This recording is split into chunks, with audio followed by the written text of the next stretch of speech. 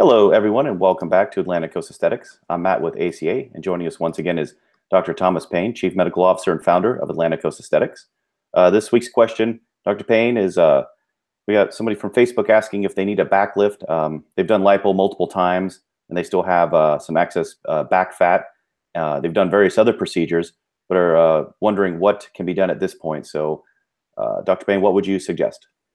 Yeah, well, here we have a picture. We don't have a history of massive weight loss or bariatric surgery, but we have some photos where the person is leaning in a certain way, and it's hard to tell if there's really a back fold or not going on. Now, when you talk about procedures for the back, there's a couple different things. If you're talking about someone that hasn't lost a lot of weight and has pretty tight skin, liposuction is decent because with the back, the skin's thicker, it can take a more vigorous liposuction. And some of the problems that you can get into with liposuction in other areas of the body are a lot less likely to happen on the back if the person doing it knows what they're doing. So you can really liposuction it pretty thoroughly, and you're not going to get the kind of skin problems that you can get elsewhere. Now, if there's been a lot of weight loss or the liposuction's been done a couple times from what I'm hearing here and the back isn't tight enough, I'm not quite sure why it would be done multiple times, because if it doesn't work after one time or maybe a second, it's not really going to do very much. The non-invasive techniques aren't great for the back.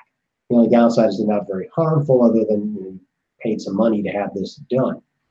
If the person has back folds that are deflated when they're standing, and I've kind of drawn it here on what I'm talking about, something like this.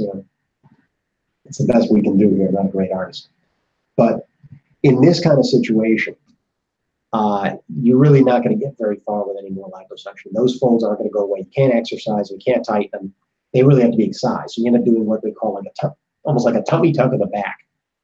If you have 3 rolls like I'm drawing here, just to make it exaggerated, it's probably not going to be one line. If there's somebody with like one main fold, a lot of times after a massive weight loss, that can kind of be tented up and removed. You have to be a little careful. It's harder than it looks. But it's like doing a tummy tuck of the back.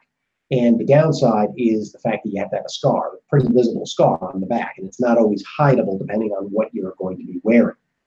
But the advantage is that skin goes, and it may not get rid of the fold 100%, but it's going to do a lot more than any further liposuction would.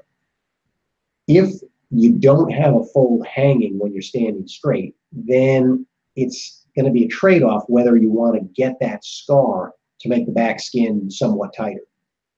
It can be done, but it's usually done where people have a hanging fold, often after massive weight loss. Those people are more accepting of the scar. It doesn't mean it can't be done, but I wouldn't want to overpromise it to somebody, and they have to understand they're going to have a visible scar on the back.